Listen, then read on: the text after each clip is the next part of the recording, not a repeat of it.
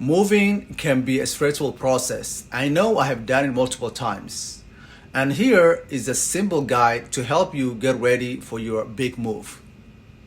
Number one, start by going through your belongings and sorting them into three categories. The first one will be keep, second donate, or the last one will be discard. So this will help you streamline your packing process and your new home feel fresh and organized. 2. Gather the packing supplies like boxes, bubble wrap, tape, and start packing room by room and labeling each box with its content.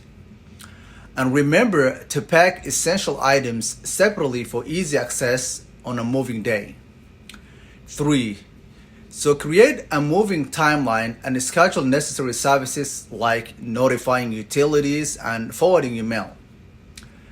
And the other thing you have to do, the other thing you have to do is you have to book a moving company or enlist the help of friends or family to make the process smoother. 4. So moving heavy furniture can be challenging, but we have a solution for that. Try to consider using furniture sliders or hiring professionals who specialize in handling bulky items. And don't let the moving overwhelm you. Start preparing now and turn your moving process into success.